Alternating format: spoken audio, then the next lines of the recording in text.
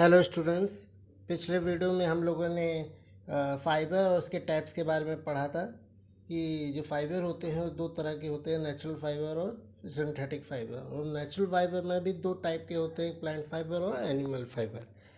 तो इस चैप्टर में हम लोगों को एनिमल फाइबर पढ़ना है, ठीक है। तो जो एनिमल फाइबर होते हैं वो जनरली क्या होते हैं, वूल होते हैं, सिल्क होते हैं, जो हमें जानवरों से प्राप्त होते हैं। तो आज हम एनिमल फाइबर यानी वूल के बारे में पढ़ेंगे, ठीक है। आप देखोगे जो ऊन होता है, वूल होता है, उसे हम लोग जनरली जो है वो विंटर्स में यानी ठंडियों में जो है हम ऊन से बने हुए कपड़े पहनते हैं। क्यों पहनते हैं? क्योंकि वूल की बस वार्म कि जो वो ऊन होता है वो हमें गर्म रखता है, ठीक है। यानी हमें हमारे बॉडी की जो हीट होती है उसको बाहर नहीं निकलने नहीं देता, ठीक है। और ये जो वूल है वो क्या है, एक एनिमल फाइबर है, जंतुओं से मिलने वाला रेशा है। That is obtained from the fleece of hair of sheep, yak, एल्पाकास, goats, विकुनास, ठीक है। और ये जो एनिमल फाइबर ऊन है यानी वूल है, ये हमें कहाँ से मिलता है? ये हमें भेड़, जो याक, अल्पकास, बकरियाँ, ठीक है, और भी जानवर होते हैं, उनके जो बाल होते हैं शरीर पे, जो बालों की जो फ्लीच होती है, लेयर होती है, उससे हमें ये ऊन प्राप्त होते हैं, ठीक है। तो समझ में आ गया ना कि ऊन क्या है? ऊन एक एनिमल फाइबर है जो हमें इन तरह के जानवरों से प्राप्त होती है, और ये हमें जो है गर्म रखते हैं इनके बने हुए कपड़े, और इसके बने हुए कपड़े हम विंटर्स में पहनते हैं, ठीक है। तो आइए हम जानते हैं कि वो कौन कौन से एनिमल हैं जो ऊन को पैदा करते हैं या ऐड करते हैं, ठीक है, पैदा करते हैं। तो आप देखोगे एक अंगोरा गोट होती है। क्या होती है? अंगोरा गोट एक बकरी है जिसका नाम अंगोरा है, ठीक है। वो अंगोरा गोट क्या करती है, हमें एक ऊन, बहुत फेमस ऊन है मोहेर वूल, वो प्रोवाइड करती है। जबकि एक और एक रैबिट है, एक खरगोश है जिसका नाम भी अंगोरा है, ठीक है। ये हमें क्या प्रोवाइड करती है? अंगोरा वूल, ये भी प्रोवाइड करती है, ठीक है। तो जो अंगोरा गोट है वो हमें मोहेर वूल प्रोवाइड करती है, जबकि अंगोरा रैबिट जो है वो जो हमें जो है वो अंगोरा वूल प्रोवाइड करती हैं, ठीक है। अब बकरियां बहुत होती हैं, लेकिन बकरियों में एक प्रजाति अंगोरा, ठीक, वो मोहेर वूल देती है, जबकि खरगोश की एक प्रजाति होती है अंगोरा रैबिट, वो हमें अंगोरा वूल प्रोवाइड करती हैं, ठीक है। अब ये जो दोनों वूल हैं, मोहेर वूल और angora wool, they are considered to be very fine variety of wool. ये ऊन की बहुत अच्छी किस्म मानी जाती है, बहुत अच्छी वैरायटी मानी जाती है, ठीक है। ये दोनों ही जो ऊन होते हैं वो ऊन के कपड़े बनाने के लिए जो है बहुत अच्छी वैरायटी मानी जाती है, बहुत अच्छा माना जाता है। इसके अलावा भी एक पहाड़ों में पाली जाने वाली बकरी है जिसका नाम है पश्मीना गोट, वो हमें पश्मीना वूल प्रोवाइड करती है, जिसका नाम भी बहुत सुना होगा, ठीक है। पश्मीना वूल जो है बहुत ही फाइन वूल होता है। ये जो वूल होता है इससे हम पश्मीना शॉल बनाते हैं। आपने सुना होगा कश्मीर में पश्मीना शॉल बहुत होता है, क्योंकि कश्मीर का इलाका जो है पहाड़ी है, और वहाँ पश्मीना गोट पाली जाती है, और ये पश्मीना वूल देती है, जिससे बहुत अच्छे अच्छे शॉल बनाई जाती हैं इसके ऊन से, ठीक है, इससे, ठीक है। इसी तरह से जो कैश्मीर है वो भी एक बहुत अच्छा ऊन माना जाता है, और बहुत अच्छा ऊन होता है, ठीक है। That is obtained from the Kashmir goat, जो हमें कश्मीर गोट से मिलता है, ठीक है। और ये जो कश्मीर गोट है वो जनरली तिब्बत और चाइना के क्षेत्र में पाया जाता है। तो इस तरह से हमने जाना कि बहुत तरह के जानवर जाले जो है पाले जाते हैं जिनसे हमें ऊन मिलते हैं, जैसे अंगोरा गोट, अंगोरा रैबिट, पश्मीना गोट, ठीक है, कश्मीर, ठीक है। इस तरह के जो कश्मीर है वो एक फाइनेस्ट वूल है जो हमें कैश्मीर वो गोट से प्राप्त होता है, ठीक है। तो इस तरह से हमने जाना कि अलग अलग तरह के ख़ास किस्म के जो हैं एनिमल्स होते हैं, बकरियां, खरगोश होते हैं, जिनसे हमें बहुत फेमस वैरायटी के वूल मिलते हैं, और इनसे हम कपड़े तैयार करते हैं, ठीक है। तो अब आगे बढ़ते हैं बच्चों। अभी तक हमने जाना कि जो मोहेर वूल है वो अंगोरा गोट से मिला, अंगोरा वूल जो है वो हमें अंगोरा रैबिट से मिला, पश्मीना वूल हमें पश्मीना गोट से मिला, ठीक है, ये सब बातें हमने पढ़ ली। ठीक है, इसके बाद हमने पढ़ा जो कैश्मीर वूल है वो हमें कश्मीर गोट से प्राप्त होती है। अच्छा, ये जो कश्मीर जो वूल होती है वो सबसे बहुत बहुत सॉफ्ट वूल होता है, बहुत मुलायम ऊन होता है, and can be easily died in beautiful colour. और ये वूल जो है उसको अलग अलग कलर में भी रंगा जा सकता है। इसी कारण इस ऊन को यानी कश्मीर वूल को हम लोग वूल ऑफ किंग यानी ऊन का राजा भी कहते हैं। किसको कहते हैं? कश्मीर वूल को। ठीक है, इतना सॉफ्ट होता है। ठीक है, अच्छा, अब ये जितने भी आपको ये जो एनिमल्स मिले, गोट, रैबिट, ठीक है, या ये सभी जो ऊन प्रोवाइड करने वाले जो एनिमल्स है, ये जनरली कहाँ जाते हैं? जनरली पाए जाते हैं ठंडे इलाकों में, ठीक है, पहाड़ी इलाकों में, ठीक है, पाए जाते हैं। और इनके जो पूरा शरीर होता है इन एनिमल्स का, वो पूरा बालों से कवर्ड रहता है। ठीक है, और इस बालों के कवर्ड रखने का कारण क्या होता है? ये बाल जो होते हैं, जो इनके शरीर में पाए जाते हैं, ये इनको उस ठंडे क्लाइमेट में, उस कोल्ड क्लाइमेटिक कंडीशन में गर्म रखने की एबिलिटी प्रोवाइड करते हैं। बाल ज़्यादा होंगे, जितने घने होंगे बाल ज़्यादा होंगे, उतना ही उनको ठंड में जो है ठंड का एहसास कम से कम होगा। ठीक है, तो ये इनको वार्मनेस जो है प्रोवाइड करते हैं। Their fleeces has great capacity to trap air within it. ये जो इनकी बालों की लेयर्स होती हैं जो इनके शरीर में पाई जाती हैं, ये इनको हवा को इनके बॉडी अंदर की जो अंदर जो इनके बालों के अंदर एयर होता है वो उसको बाहर निकलने नहीं देते, यानी ठीक है, बाहर निकलने नहीं देता, जिसके कारण जो इनकी जो वार्मनेस है इनकी बॉडी की वो बनी रहती है। ठीक है, ठंडी नहीं होने पाती है। ठीक है, अच्छा, ये जो एयर इनके बॉडी के चारों तरफ जमा हो जाती है और गर्म रहती है, ठीक है, ये जो ट्रैपेड एयर है वो बैड कंडक्टर ऑफ हीट यानी उष्मा का क्या कुछ चालक है। ठीक है, इसमें जो है करंट पास नहीं होता, मतलब क्या बोलते हैं उसे, बैड कंडक्टर, यानी मतलब जो हीट है वो पास नहीं हो पाती है।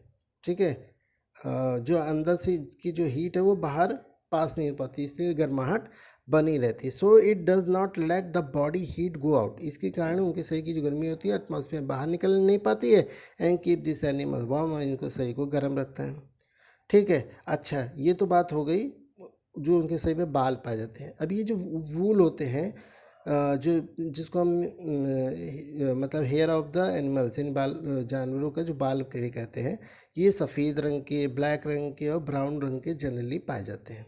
ठीक है, अच्छा, अब ये जो हेयर्स होते हैं या वूल होते हैं, ये फ्रॉम हेयर एंड फर, इनके जो शरीर पे बाल होते हैं उनके अलग अलग किस्मों के कारण, उनके अलग अलग प्रकार के कारण जो है वो अलग अलग टाइप के होते हैं। और ये अलग अलग टाइप के हेयर कैसे होते हैं? टाइट कर्ल्स, उनकी ऐठन के हिसाब से होते हैं, यानी किसी बाल की ऐठन कुछ और है, ठीक है, किसी बाल की ऐठन कुछ और है। ठीक है, तो इसके कारण भी इनमें वैरायटी होती है जिसको हम क्रिम्स कहते हैं। ठीक है, जैसे आपने देखा ना, दो रस्सी ले लो, कोई किसी तरह ऐंठता है, कोई किसी तरह ऐंठता है, जैसे आप कपड़ा भिगोने के बाद उसमें निचोड़ते हो ना, कोई किसी तरह से ऐंठता है तो उसका एक डिज़ाइन शेप बन जाता है। तो वही क्रिम्स जो होते हैं वो अलग अलग जो है वूल में दिखाई देते हैं। ठीक है, जिसके कारण हम उनमें वैरायटी भी अलग अलग होती हैं।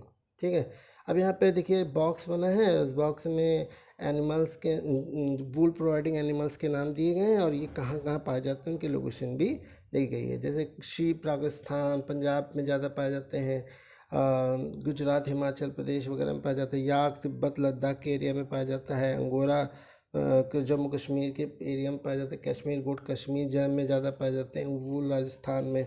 इस तरह से यहाँ पे एनिमल कहाँ किस लोकेशन में जहाँ प्रोवाइड पाए जाते हैं उनके बारे में बताया गया है। ठीक है, हाँ, अब ये तो बात हो गई वूल के बारे में, कौन कौन से एनिमल्स होते हैं जो वूल प्रोवाइड करते हैं।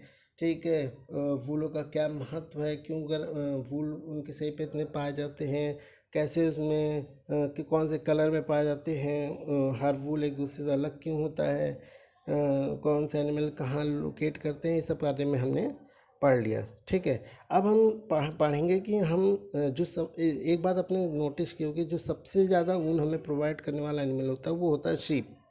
ठीक है। तो अब हम अगला टॉपिक है हमारा ब्रीडिंग एंड रियरिंग ऑफ सीप, यानी सीप की नस्ल का चुनाव करना और उनको पालने के बारे में पढ़ेंगे। ठीक है भाई, जो सबसे अच्छा ऊन देगा, नेचुरल सी बात है आप उसी को पालोगे। ठीक है, तो नेचुरल सी बात है, आप इतने सारे अलग अलग वैरायटी के सीप में से जो अच्छी सीप की नस्ल, अच्छी ऊन देने वाली नस्ल होगी उसी को चुनोगे। तो भेड़ की नस्लों का चुनाव करना और साथ में उनको पालना ताकि हमें वो अच्छे से अच्छा ऊन दें, ठीक है, उसी के बारे में हम लोग पढ़ेंगे। तो the wool we use passes through many process, जो ऊन हमें मिलता है आखिर में हमारे घर में आता है, वो बहुत सारी प्रक्रियाओं से गुजरता है, तब जाकर वो कहीं जो है वो हमारे घर तक आता है। तो ये 3 बेसिकली प्रोसेस इसमें होते हैं। पहला होता है, सबसे पहले हम ब्रीडिंग, सेलेक्टिव ब्रीडिंग, यानी सबसे अच्छे नस्ल के जो एनिमल्स होते हैं उनको चुनते हैं, भेड़ होते हैं उनको चुनते हैं। उसके बाद हम उसको पालते हैं, रियर करते हैं। उसके बाद उसके जो बाल हमें मिलते हैं उसकी हम क्या करते हैं, प्रोसेसिंग करते हैं, जिससे आखिर में जाके हमें ऊन मिलता है। तो आज हम इस वीडियो में 2 टॉपिक यानी ब्रीडिंग और रियरिंग को कवर करेंगे, यानी भेड़ों की नस्लों का चुनाव करना, उनको पालना। उसके बाद लास्ट वीडियो में हम लोग छोटे छोटे टुकड़ों में हम लोग प्रोसेसिंग के बारे में भी पढ़ेंगे। ठीक है, तो आइए स्टार्ट करते हैं। सबसे पहले सेलेक्टिव ब्रीडिंग, यानी सीप की असली नस्लों का चुनाव कैसे किया जाता है। ठीक है, पहला स्टेप हमारा वूल प्रोसेसिंग का यही है। ठीक है, as the first step the sheep with good quality of hair are selected. सबसे पहले हम अच्छी जो बाल देने वाले, अच्छे हेयर जिनमें ग्रो करता है, ऐसे सीप को चुनेंगे। और ऐसे सीप, अच्छे जो क्वालिटी के हेयर देने वाले जो सीप्स होते हैं क्वालिटी के, वो 2 तरह के फाइबर होते हैं। ठीक है, ऐसे मतलब ऐसे गुड क्वालिटी के हेयर जो होते हैं रखने वाले शीप होते हैं, वो 2 टाइप के हेयर रखते हैं। ठीक है, पहला रखते हैं thick and coarse beard hair, और दूसरे होते हैं soft and fine under hair that are present close to the skin. एक वो भेड़ होते हैं जिनमें बाल जो होते हैं वो बड़े बड़े होते हैं, और जो होते हैं कोर्स बियर्ड हेयर, जैसे आपने दाढ़ी देखी उस तरह के लंबे लंबे बाल देखे होंगे, निकले हुए रहते हैं इनमें।